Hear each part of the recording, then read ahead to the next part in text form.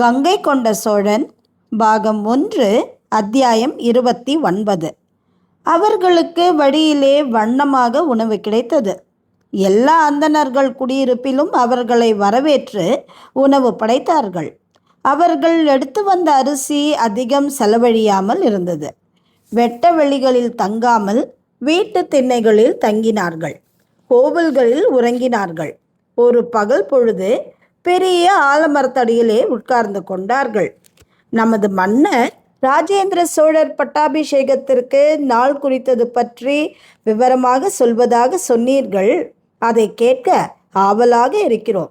மறுவூர் அந்தணர் சரப சாஸ்திரிகள் பேச விஸ்வநாத ஸ்திரௌதிகள் வாய்விட்டு சிரித்தார். இன்னும் அதை மறக்கவில்லையா?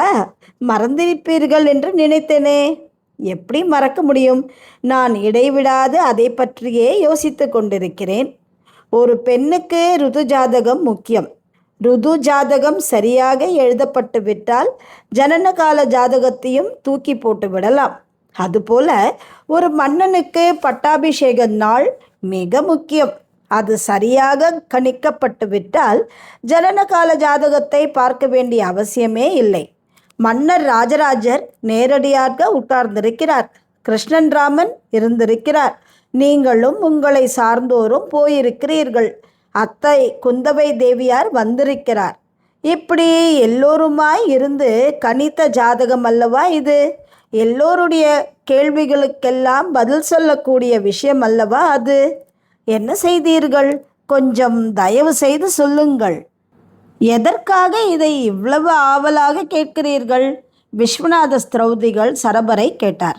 இது தெளிவானால் இன்னும் கூர்மையாக மற்றவர் ஜாதகங்களையும் நான் கணிக்க முடியும்.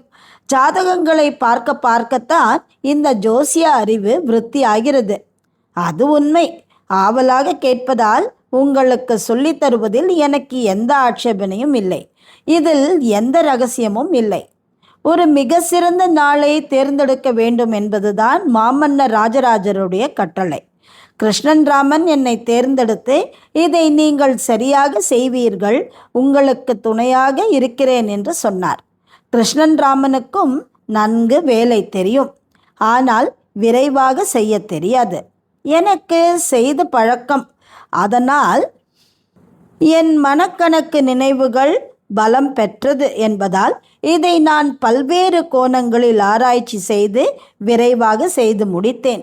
நான் குறித்த நேரம் ரிஷப லக்னம், ரிஷப ராசி, லக்னத்திலே சந்திரன். ஆஹா ஆஹா என்று பல அந்தணர்கள் எழுந்தார்கள். லக்னத்தில் சந்திரன் இருந்தால் அவன் அழகன், மன்மதனுக்கு ஒப்பான நிகரான அழகன். ஜனன காலத்து ஜாதகத்தில் லக்னத்திலே சந்திரன் இருந்திருக்கிறது. ஆனால் பட்டாபிஷேக ஜாதகத்தில் அது வர வேண்டும் என்பதில் நான் குறிப்பாக இருந்தது. ஏனெனில் ஒரு அழகு வளர வளர அதிகரிக்க வேண்டுமே தவிர குறையக்கூடாது. நீங்கள் வேண்டுமென்றாலும் உற்று கவனித்து வாருங்கள்.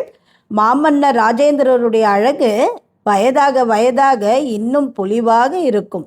வெகு சிலருக்கே இது அமையும். அதற்கு காரணம் ஜாதகம் மட்டுமா? வயதாகி ஏதும் சாதிக்கவில்லை என்றால் முகம் தொய்ந்து போகும். ஐயோ, எதற்கு இத்தனை நாள் உயிரோடு இருந்தோம் என்ற நினைப்பே வாட்டும். வெற்றி மீது வெற்றி பெற்றவருக்கு வயதாக வயதாக நிறைய சாதித்து விட்டோம் என்கின்ற சந்தோஷத்திலே முகம் பொலிவுள்ளதாக மாறும். உண்மை. அப்படி மிகவும் சாதிக்க வேண்டுமென்றால் மற்ற கிரகங்களும் சரியாக இருக்க வேண்டும் அல்லவா? ஆமாம். 2 சூரியனும் சுக்கிரனும், அதாவது வீடு ஸ்தானத்திலே இடம், பொருள், மனை, வாகனம் இவையெல்லாம் மிக சரியாக அமையும். 4க்குரிய சூரியன் 2 குடும்பம், தனம், வாக்கு மிக சிறப்பாக இருக்கும். சொன்ன சொல் தவறாதவர், எப்படி பேச வேண்டும் என்று தெரிந்தவர், வாக்கிலே வன்மை உடையவர், கூர்மையான புத்தி உடையவர். இதனால்தான் 2 சூரியனும் சுக்கிரனும் இருக்கும்படி அமைத்தேன். 2 சூரியனும் சுக்கிரனும் இருப்பின் 6ஆம் இடத்திலே சனி. 6ஆம் இடத்தில் சனி உச்சம். 7ஆம் இடம் களத்திரஸ்தானம். களத்திரஸ்தானத்துக்கு உரியவன் செவ்வாய் 12. ஆஹா, 12 மறைவிடமாயிற்றே. இருந்தால் என்ன, அங்கு செவ்வாய் ஆட்சி. செவ்வாய் பூமி காரகன். அதிகப்படியான பூமியை இந்த ஜாதகன் நிச்சயமாக கைக்கொள்வான்.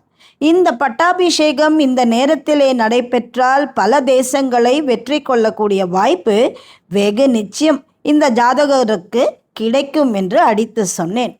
பிறகு 10 கேது, எது செய்தாலும் சிறப்பு. 6 சனி உச்சமாக இருப்பதால் தனம், ரோகம், சத்ரு இவைகள் சரியாக இருக்கும். சத்ருவை நாசம் செய்வான். ரோகம் பெரியதாக இருக்காது. தனம் கொண்டு வந்து கொட்டும். சுக்கிரன் 2 இருப்பதால் இவருடைய விதி பலமாக இருக்கும். 11க்குரிய குரு 9, 11 லாபஸ்தானம். அவன் இருப்பது சிறப்பான இடத்திலே. எனவே இது ஒரு பரிபூர்ண ஜாதகம், மிக சிறந்த நேரம். அதாவது அதிகாலை 4:30 மணிக்கு சுக்கிரஹோரையில் பட்டாபிஷேகம் நடத்த வேண்டும் என்று 4:30 6 வரை என்று தீர்மானித்தேன். மிக அற்புதமாக அந்த பட்டாபிஷேகம் நடந்தது. அப்பொழுது ஒரே ஒரு குறை இந்த ஜாதகத்திலே இருக்கிறது என்று கிருஷ்ணன் ராமனிடம் சொன்னேன்.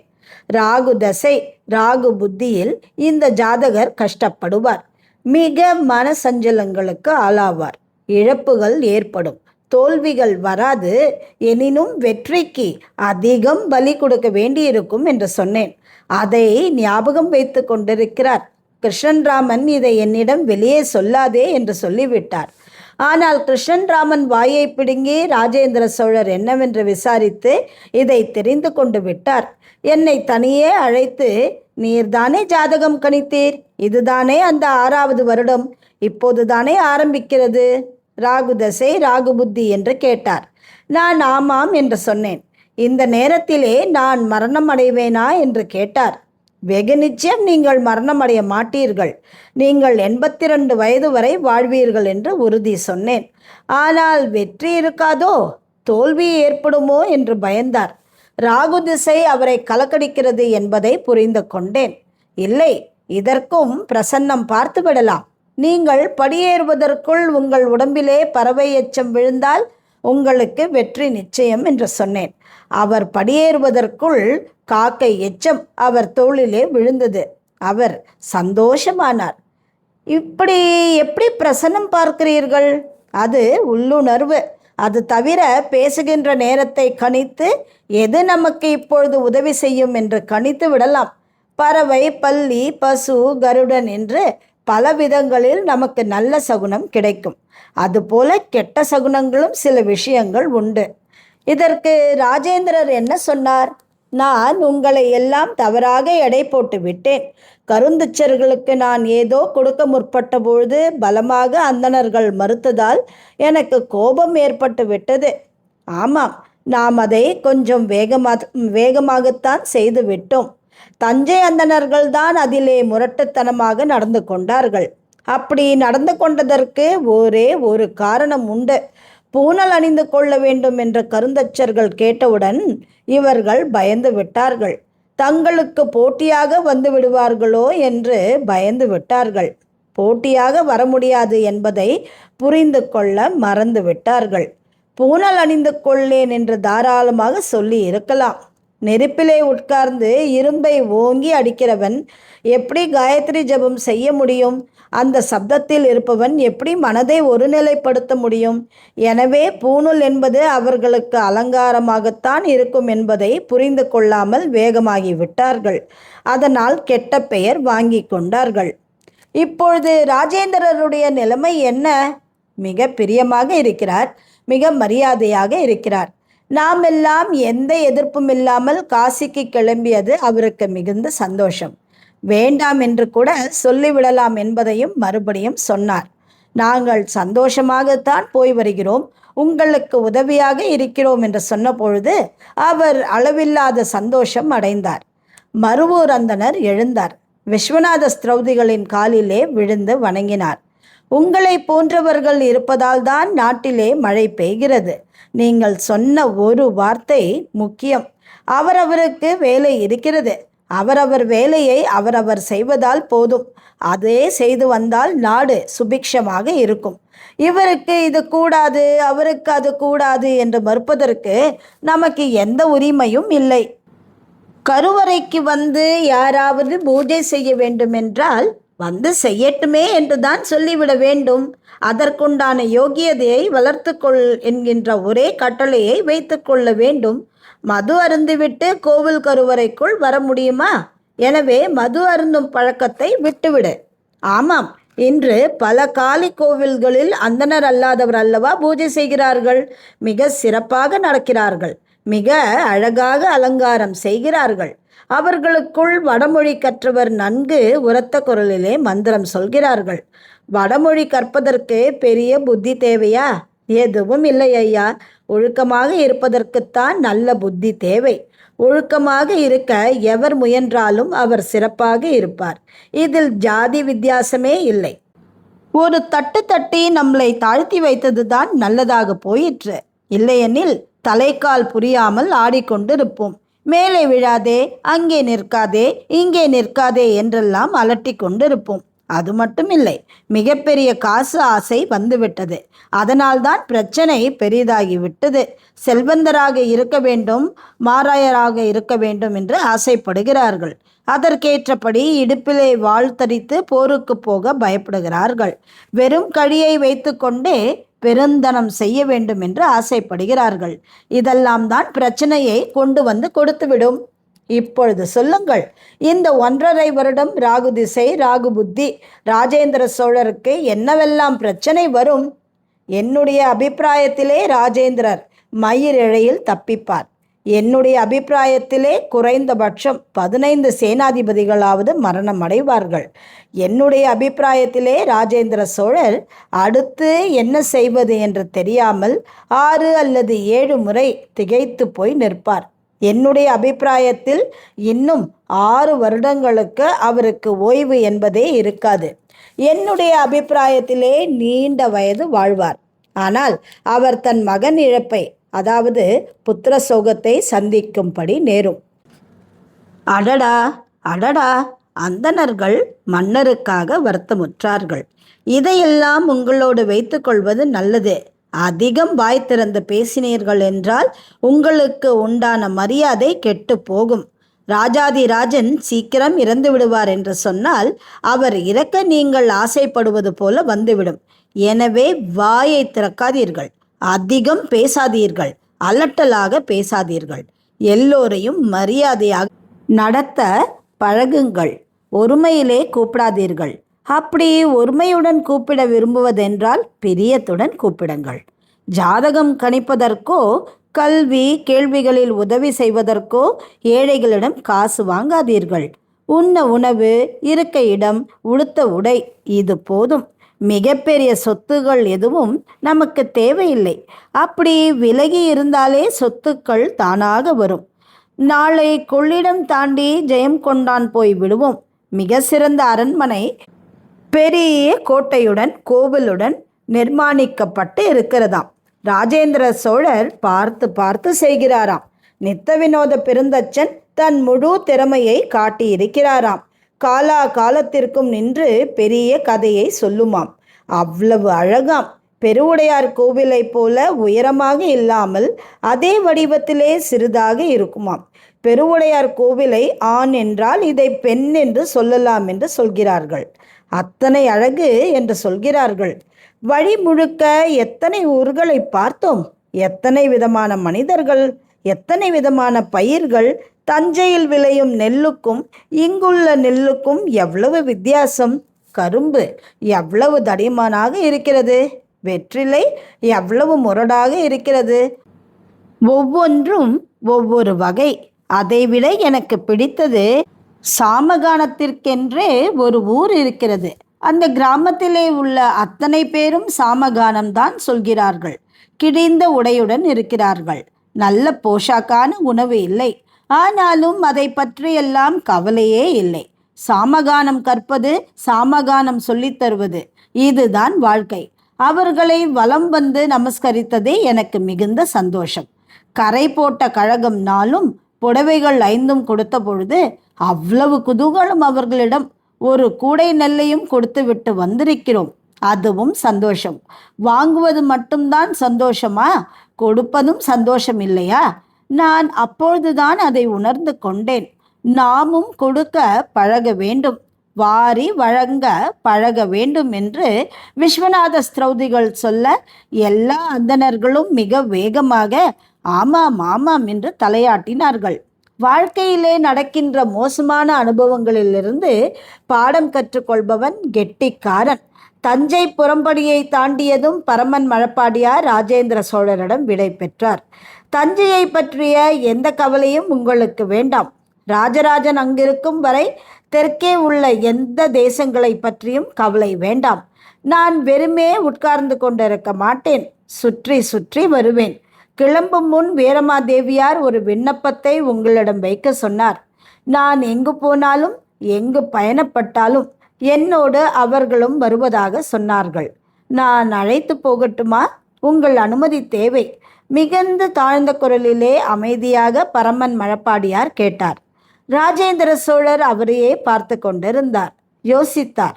அழைத்து போங்கள், வீரமாதேவிக்கு அது ஆறுதலாக இருக்கும். கீழே சாளுக்கியம் நோக்கி தான் வரவில்லையே என்கின்ற கவலை அவளுக்கு இருக்கிறது. ஆனால் உடல்நிலையை ஏற்றுக்கொள்ளுமா என்பதை மட்டும் ஒரு முறைக்கு இருமுறை சோதனை செய்து பார்த்து கொள்ளுங்கள்.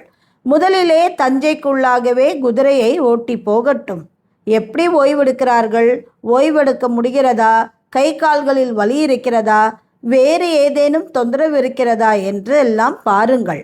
பெண்கள் பிரச்சனையை பெரிதாக்காமல் இருக்க வேண்டும், அதுதான் முக்கியம். அந்த உடல்நிலை சரியாக இருந்தால் எங்கு வேண்டுமானாலும் போய்விடலாம்.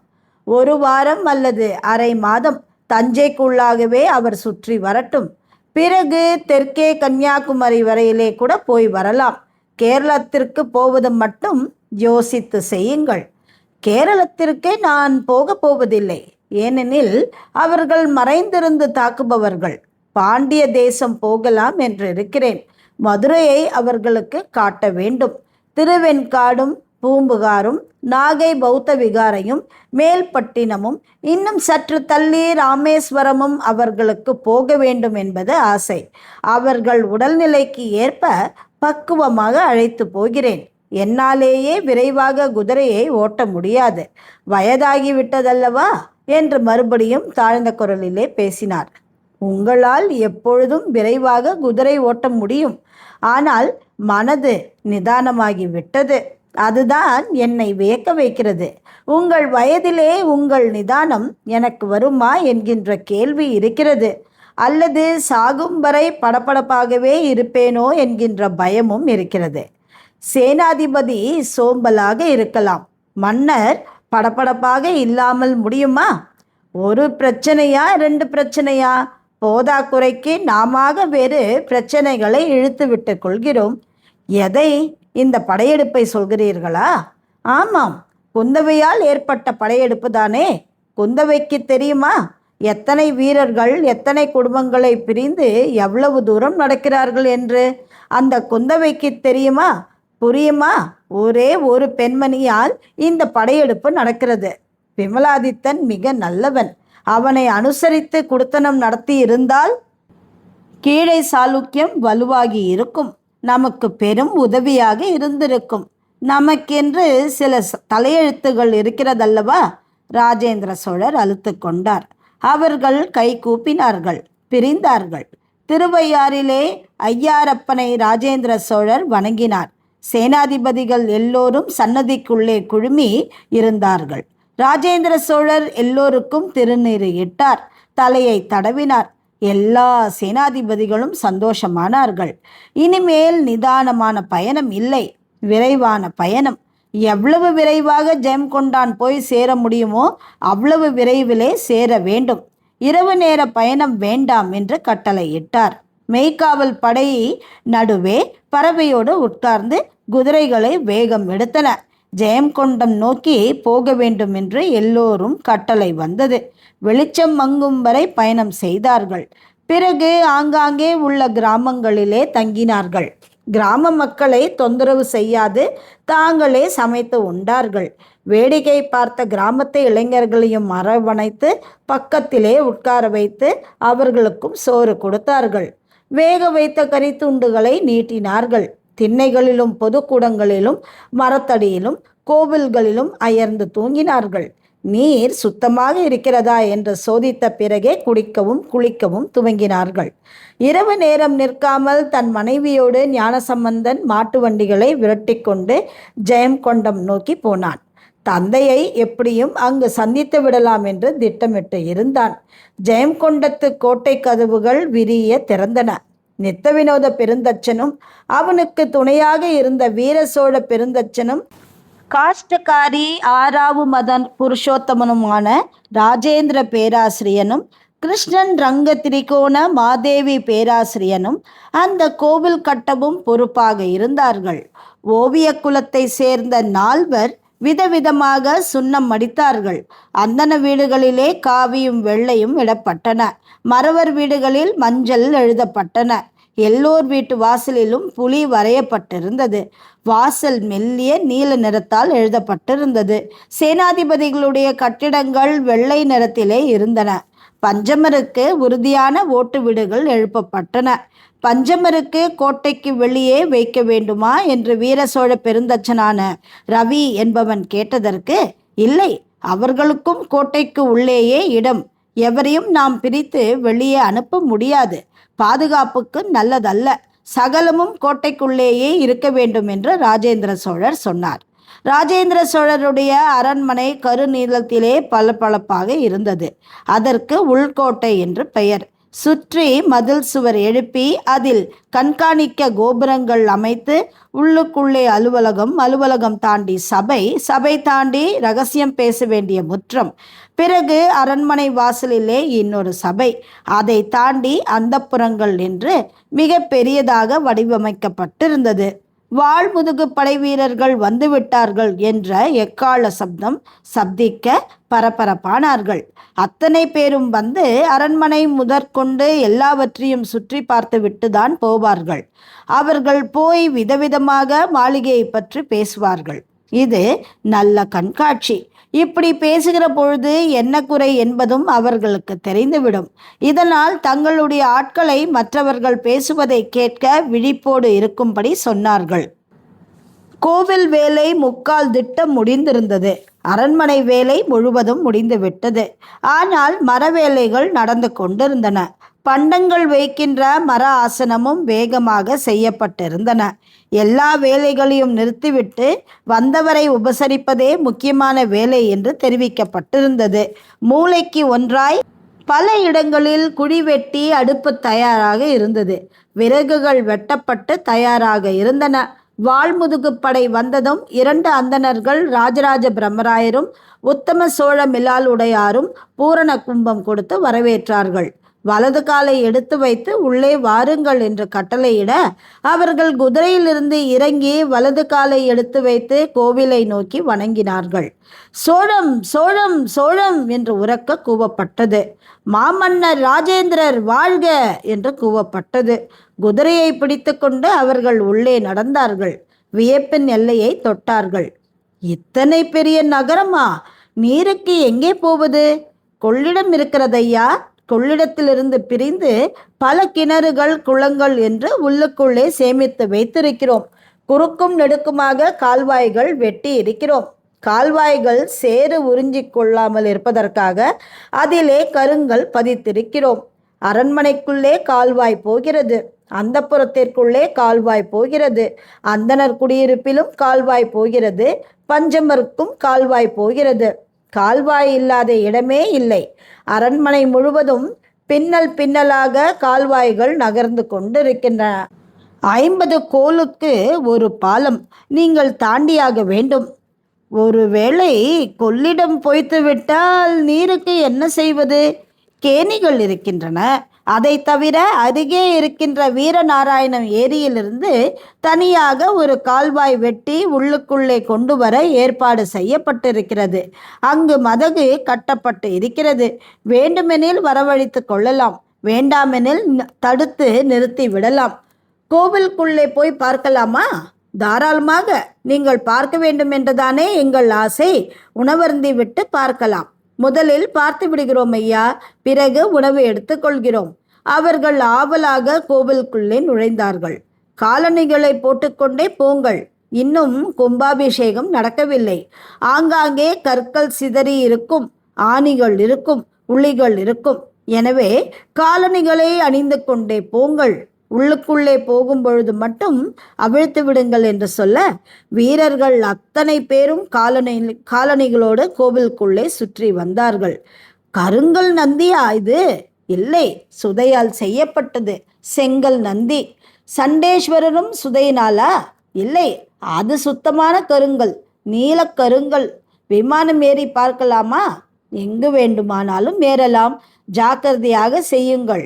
அவர்கள் எல்லோரும் விமானம் ஏறி பார்த்தார்கள். கொள்ளிடம் எங்கிருக்கிறது, எங்கிருந்து நீர் வருகிறது, எப்படி பிரிகிறது என்றெல்லாம் ஆராய்ந்தார்கள். கீழே இறங்கினார்கள். ஓடி வந்து ராஜராஜ பிரம்மராயர் நித்த வினோத பெருந்தச்சனை தழுவி கொண்டனர். ஆச்சரியம், மிகப்பெரிய ஆச்சரியம். உங்களுடைய சாமர்த்தியம் முழுவதையும் காட்டி இருக்கிறீர்கள்.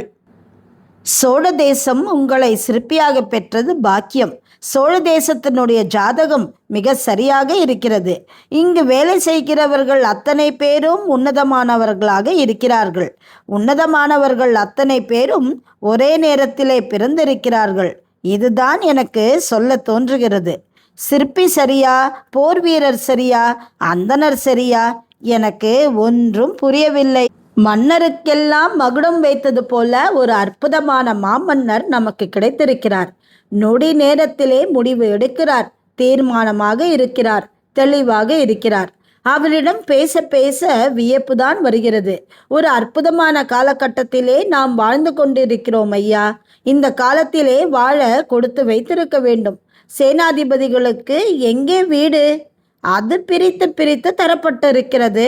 அரண்மனைக்கு அருகே 6 சேனாதிபதிகளுக்கு வீடு. கோட்டை வாசலிலே 6 சேனாதிபதிகளுக்கு வீடு. கோவிலுக்கு அருகே 6 சேனாதிபதிகளுக்கு வீடு என்று 6 6ஆக 4 பக்கமும் பிரித்திருக்கிறோம். கோட்டைக்கு எத்தனை வாசல்? 2 வாசல்கள். ஒன்று கிழக்கு, இன்னொன்று மேற்கு.